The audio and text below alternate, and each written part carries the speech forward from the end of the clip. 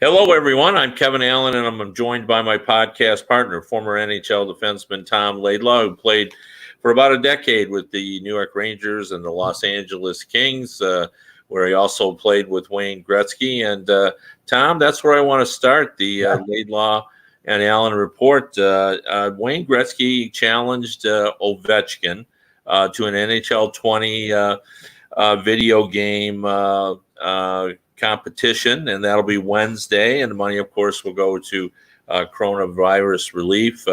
It's certainly keeping within the character of Gretzky to come up with something a little creative to do this. And what makes it interesting to me is of course, all of a sudden in the last couple of years, Ovechkin's 35 years old, and we always thought that Gretzky's record of 894 goals was unbreakable. Yeah. Now, he's had so many consecutive seasons of near 50 or above 50 that all of a sudden now he's looking with 706 goals. He's 188 short. And all of a sudden now there's the possibility we can talk about of, could he do it? Yeah.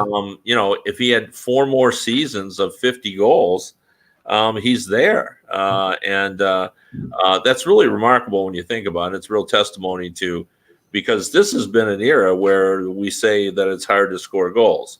So I want to talk about, first of all, the event, to get your thoughts on that, but I also want to take it a little farther. I think that it really doesn't matter if he breaks Gretzky's record at all. Yeah. I think both of their legacies are too well established. Yeah, totally. Gretzky is Gretzky, and Ovechkin is Ovechkin. We know what they were about, and I've said for a long time that I thought we will appreciate Ovechkin more when he's gone. Yep. And I think there's a bit of, prejudice is too harsh, but because he's a Russian player, I've always felt like we don't quite give him the due. If you're a Canadian, you would have preferred it to be a Canadian guy scoring all those goals, even though you admire what he's doing. And maybe that's a little unfair, but I always felt like he just never got all the credit he deserved. So anyway, that is a lot to unpack there, but let's just start about the whole thing that Wednesday we're going to see him. I'm guessing you think that Ovechkin should be favored because I'm sure he plays video games more than Gretzky. I can't imagine, Wayne, that he has not practiced. I mean, he knows that he's going to be doing it. Seriously, he's a competitive guy. I mean, as much as he's a gentleman, yes, he's older and everything, and yes, he came up with the idea, but there's no way he wants to go out there and lose, and especially get blown out. So I'm sure he's practiced. Fantastic idea. The other day, was it last Thursday? I got a bunch of guys together. I got Dave Maloney, Ron Gresher, and Ron Duguay together. Just said, let's get together. We all got on and did a little show, and the Ranger fans loved it. We had thousands of people following us or watching the show finally. So it was a blast. So those old, I think now, especially now with no hockey going on, you're getting Wayne Gretzky and Alex Ovechkin together. I mean, the star player of today, the star player of yesterday. I think it's a fantastic idea, and it's to raise money for charity too. So it'll be good. I'll be watching. I'd heard it, but I forgot about it until you mentioned it again. But okay, here's my thing. Oh, go ahead. You got something? No, go ahead. Okay. I want to hear what you had to say. I agree. You know what it is? It's funny that as you were talking about Ovechkin and some kind of prejudice against him, I think I had that against him. Like until he won the cup, I really just thought, okay, here's this fantastic individual player. Yes, he works really hard. He's a great hitter and goal scorer and all that. But I think now I look at him differently. I think he acts differently too. Like he's now that. He's that guy that is much more of a complete player. Like I see him, the way he carries himself now, videos with his child and everything, and he's like this family guy, but he's still this ultra competitive guy when he plays. I just like one of the things that amazes me about him, and I think we've talked about this before. He does the bulk of his goals, not all his goals, but a lot of his goals are on the offside where he shoots that one-timer. And he's been doing it since he came in the league. And everybody knows it's going to happen. They watch the video. The coaches tell the players, got to stay close to him. He still does it. He still scores goals there.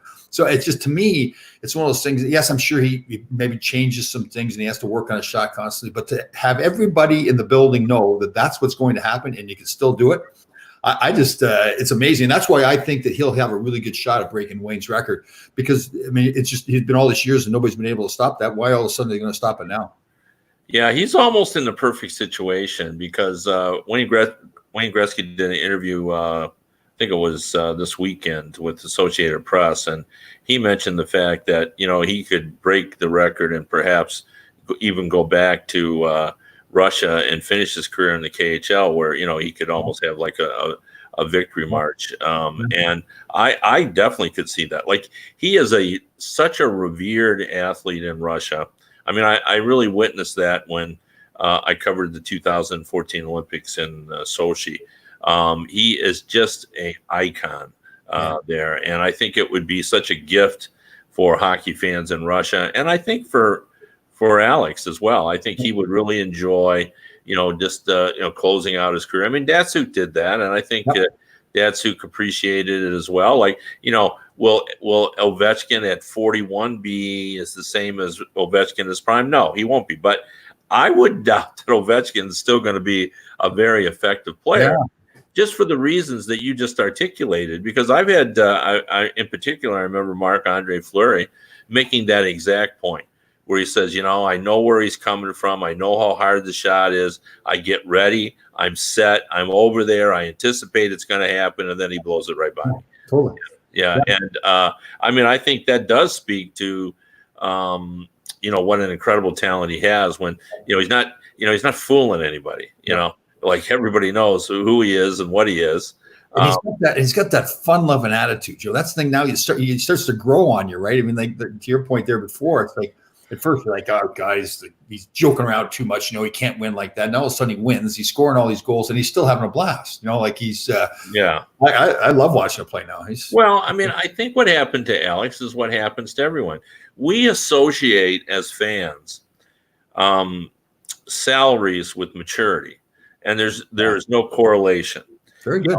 We say, okay, this guy's earning $10 million or $5 million or $3 million. So we expect him to act like a 30-year-old veteran because he's being paid so well. But you still kind of got to grow up. You still got to mature. I mean, we're all wiser, having gone through our experiences. We're better at 23 than we were at 21. We're better at 25 than we were at 23, and so on. And so I think what we've seen with him is the just natural maturation, not dissimilar to what we saw with Steve Yzerman, who was a real Mario Lemieux was the same thing. Mario Lemieux. Yeah. And we've seen that, and we've just seen him just sort of mature, being on the timeline that we expect from athletes. And, he's gotten better and better. I think some of people's misgivings about him were slightly exaggerated. I don't think he was ever as bad as people made him out to be. Like, I understood, like, look, he didn't play defense. He didn't quite grasp and understand what it takes to be successful in the playoffs. But, there were a lot of guys in the league like that, that people blamed him more than other players. I always kind of liked him. I will say, especially when he was younger, he often could be moody. And so you never quite knew which Alex you were going to get. And were you going to get that fun-loving guy on the interview who was going to give you so much stuff, or were you going to get a guy who was just trying to get one foot out the door and he was trying to get back to play maybe video games? I don't know. But anyway, I have all long admired him as both a person and a player. And to me, it doesn't matter whether or not he passes the record. He's going to go down as one of the greatest goal scorers ever, and Wayne is still going to be. And the thing that's probably today's fan doesn't understand, because let's face it, Gretzky retired in 1999. That's 21 years ago. So you really got to be close to 40 or older 40 to really have seen him. And then you saw him late in his career. To truly appreciate, the revolution in the game that Gretzky created, you got to be our age. Right. And such a different game too. Like the game that Wayne played in the 80s and 90s, mean, man, it was like hooking and holding. You could argue that it was tougher to score goals in some ways because guys were all over you. You could argue it was easy to score goals back then because the goaltending maybe wasn't as good. The equipment wasn't as good. That's why I just think I agree with you totally. Like to say that if Alex doesn't break the record, well, then he's not as good as Wayne or whatever that comparison you want to make. Yeah, it's irrelevant. I mean, even where he's at today, he's shown that he's the greatest goal scorer of his era, and Wayne was probably the greatest player of his era, right? So, yeah, I don't. Yeah. Well, and I think what sets Wayne apart, and this is in the area where Alex couldn't do that, is Wayne was so much better than everyone else in his era. Yeah. Like it was just remarkable, what he was doing. Like, I mean, you and I've talked about this, you opened up your newspaper every morning just to see how many points he had. And look, the style of play in that era allowed for that, but no one else was getting 200 points.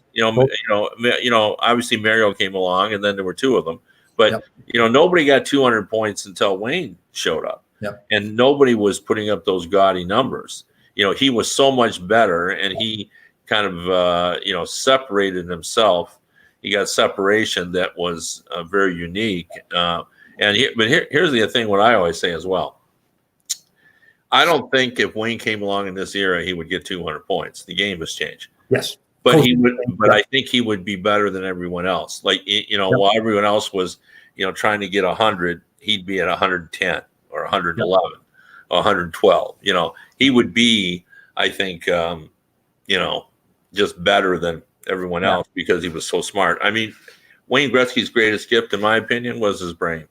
He just thought the game so differently. Right. And for me, I agree with you, the brain, but it's his will to be the best player that ever played. Yeah. Like he had this uncanny ability at a young age to, like, I really believe this after being around him, that his goal at a young age was to be the best player that ever played. And you think about that, right? Like for me, I was very proud of myself. I played 11 years in the National Hockey League, and I dreamed of playing in the National Hockey League. So that's great. It's a great accomplishment. But for to somebody at a young age to say, no, that isn't good enough. I'm going to be the best player that ever played. Now, he won't admit that because he's got such respect for Gordie Howe, Bobby Orr, right. But that's the way Wayne approached things. You could tell when you're around him that he was just totally driven to get the most out of his career. He get the most out of every game. There's so many games where you're not always going to be on, but then like maybe you only got one assist or no points, but then late in the game, all of a sudden, like the switch went off, and all of a sudden he's got 3 or 4 more points. So it's like that to me, when I think back about Wayne, it's just that like I know I've talked about this so many times, but it's that overall way he approached the game on and off the ice, dealing with media, fans, teammates, opponents, everything. He wanted to be the best, and he was.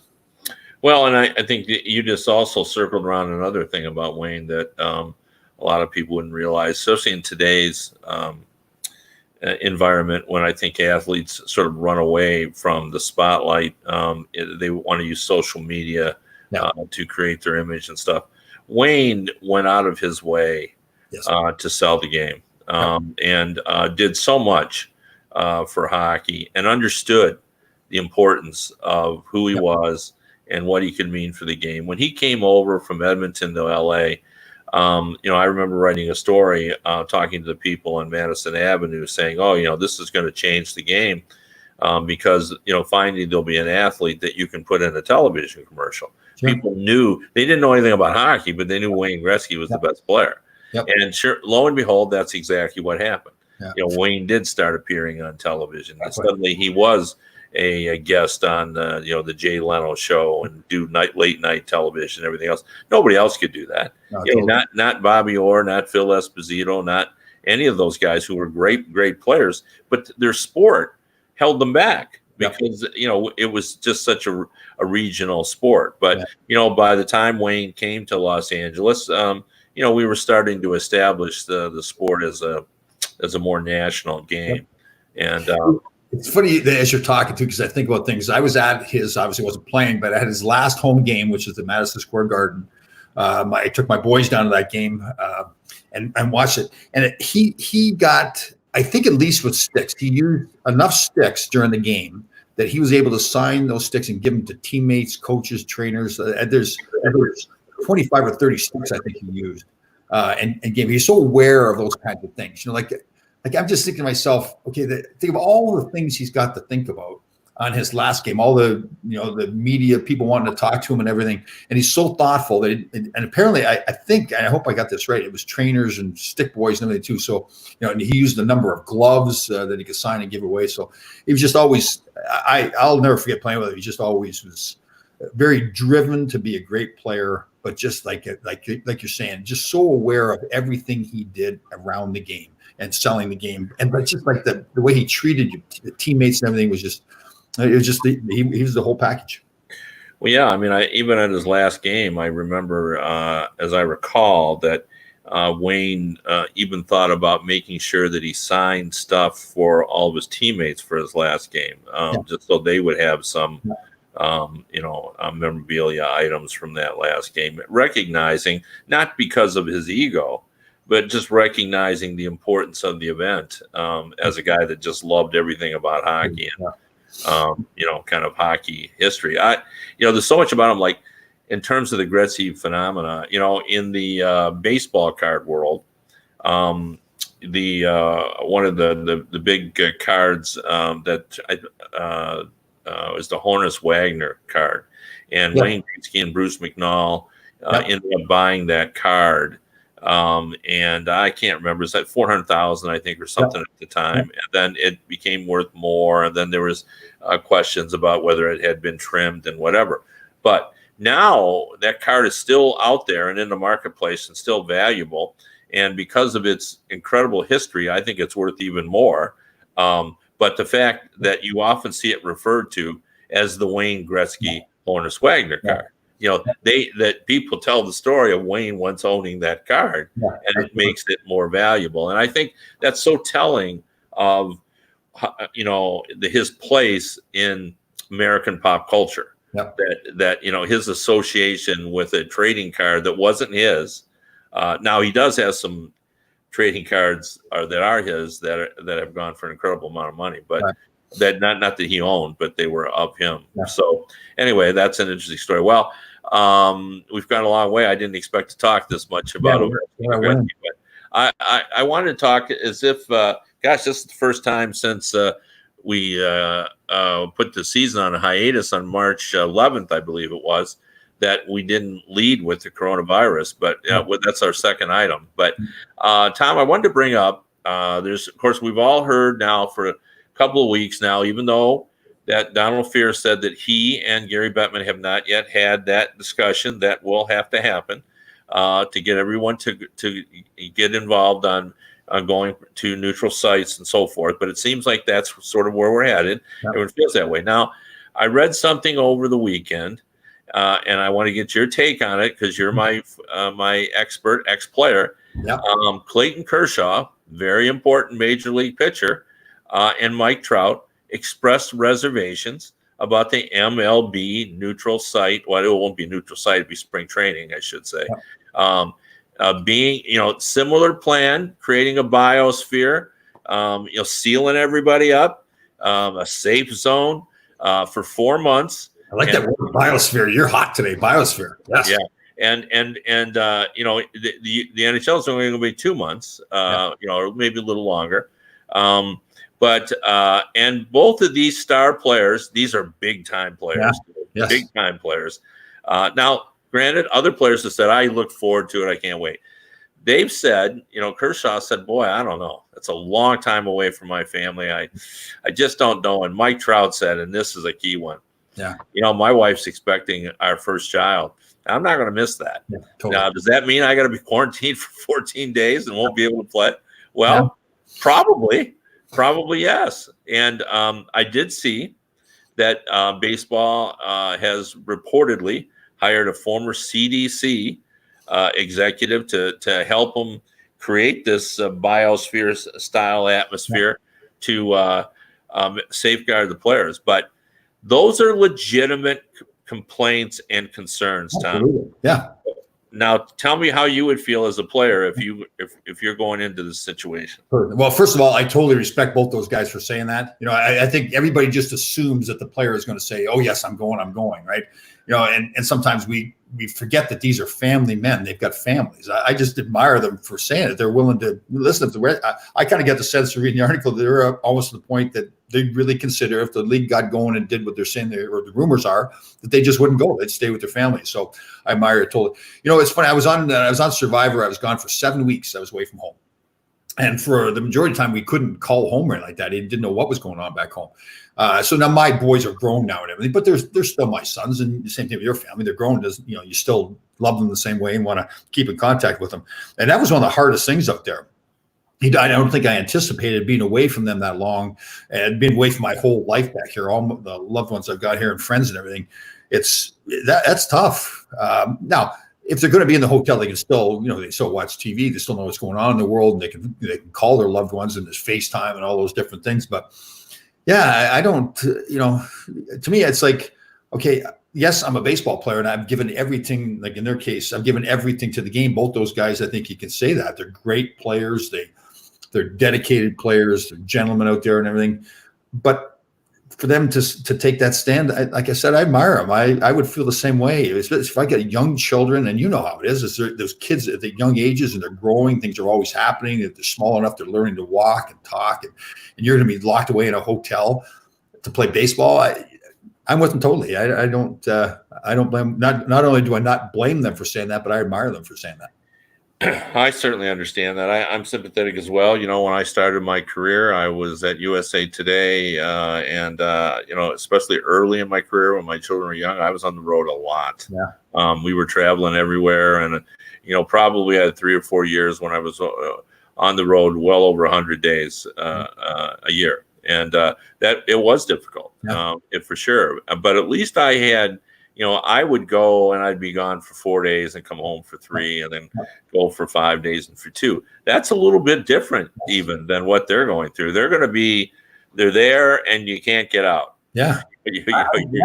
That's one thing we haven't thought through, right? I mean, it's like going up to Skylab or, establishing a colony on Mars for 4 months, and you're just, it's video. And we all know that as much as FaceTime has enhanced our life, it's not perfect. Yeah. You can't sense quite how people are feeling, and what if they're explaining about an issue that they have. It's hard to know exactly. You can't read their body language as well. So, yeah, it's an interesting thing. Kids are young kids, and you can't hug them and say goodnight to them, kiss them goodbye. Oh, yeah. That would drive you nuts after a while. Like that'd be the one thing you think it through. Like, okay, maybe I can put up with 1 or 2 weeks. And now you start getting into the months and going, yeah, I can't do this. It's just like we really hadn't thought about that. We were joking around about other stuff, other issues, but that's the kind of stuff you said, that's enough. I'm done. Like after a month, I'm going home. I don't care what you say. If you want to take my career away from me, and both these guys are older guys too, right? So they're, they've had a career already. So they may just say, fine, if you don't want me in the league anymore, that's fine. But I'm not missing my family like that. I don't blame them a bit. Well, and what's interesting is just think of the peer pressure. What do we hear all the time? It's the name on the front, not the name on the back. Yep. So, your kids are having a hard time. Your wife's struggling. You got 3 kids. She's all alone. And she can't even bring them there to see you. And you just say, hey, I need to leave for a week, and then I'll quarantine for 14 days, and I'll be out 3 weeks. Think of it as if I've got a sprained ankle. Yeah. And now, what do your teammates think? Then? I know. Well, have I told you the story, the Phil Esposito, Anders Hedberg story in the locker room? Yeah, you have, but I don't know if you've ever told it on the show, and if you have, not everybody hears every show, so tell it again. So, and I admire both these guys when I say the story, but they come from different trains of thought, different, Phil was old school, all team, no question about it. But Anders was all team as well. So it's my rookie year in the National Hockey League, 1980-81. It ends up being Phil Esposito's last year that he's going to play in. Anders Hedberg had a great career with Ulf Nielsen and Bobby Hull in Winnipeg. And now he and Ulf had come to the Rangers and signed as free agents.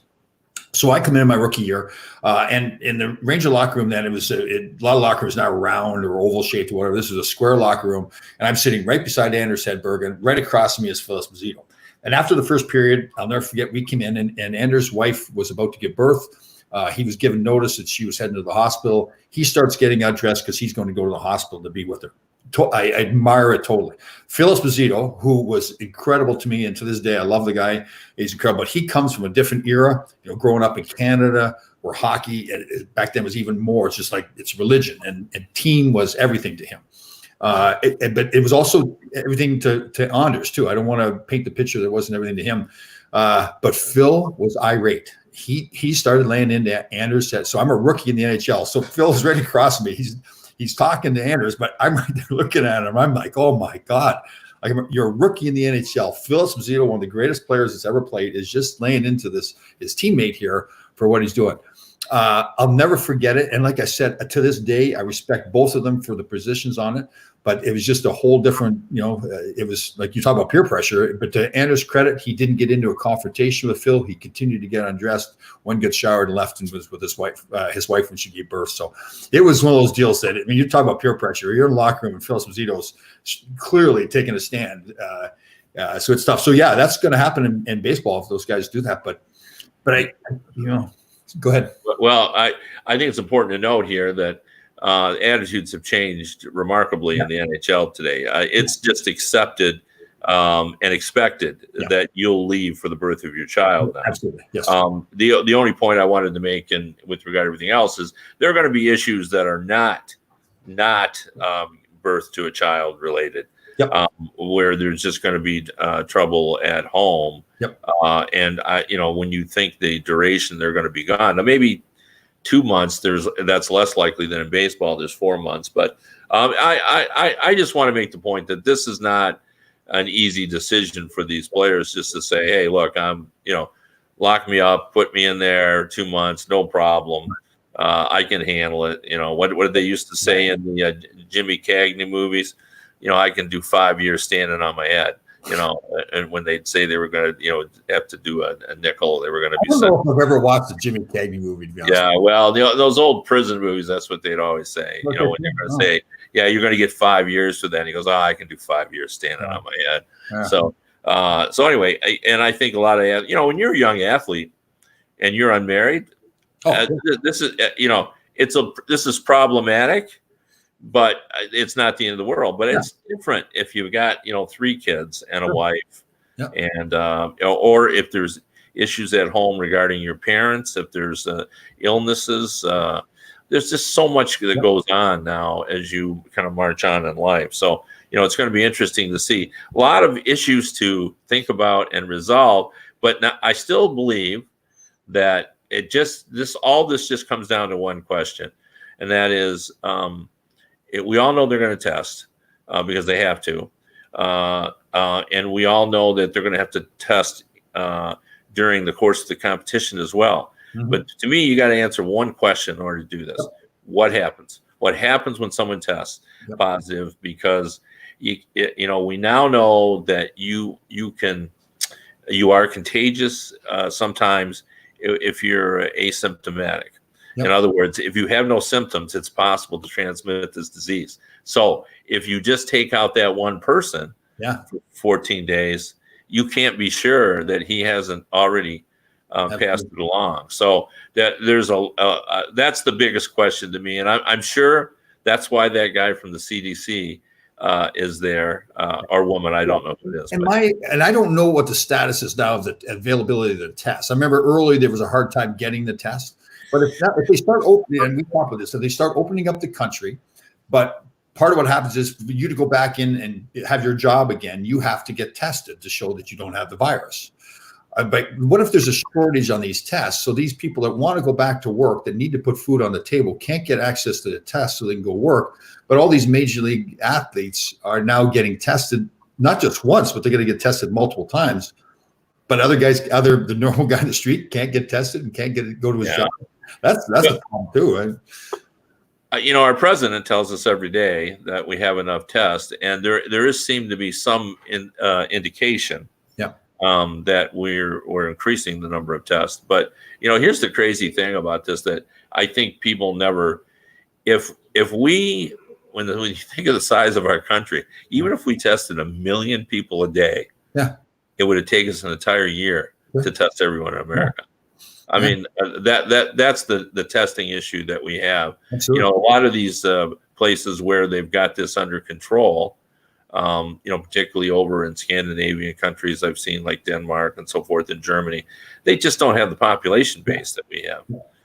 Nor do they have, well, maybe in the urban areas they do, but probably don't have the population density, I would assume. Yep.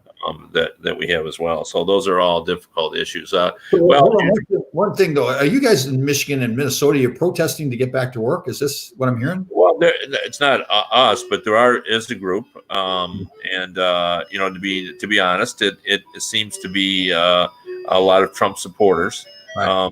but they are protesting on the basis of that the governor has gone too far. That, you know, there are certain things they thought should have been open that aren't, that we could have done those safely, and they also think it's time to get back to work, Right. and we need to be more aggressive. I don't think that is the majority opinion in the state of Michigan. I think that is very much a minority opinion. You know, I get it. There are some things that are hard to understand. I mean, you've got one of the things that my wife and I were affected by was the fact that if you have a cottage or a lake house, you have two homes, and originally you could go between your two homes, which was a nicety to be able to go. And now the second ruling was, no, you got to pick a house. And the rationale was, and she explained it, is that she wanted traffic off the roads, because the more traffic, the more accidents. The more police officers have to respond. They're bringing people to the hospitals, and she wanted to basically, our governor wanted to make sure that there were fewer traffic accidents as well. So, and everybody seems to have one issue. There's a lot of discussion about that she cut off the lawn and garden sections of the large. And the feeling was you should be able to go buy some tomatoes and plant them and so forth. So, I think there are some issues that people have that. Yeah, I didn't know that. Wow.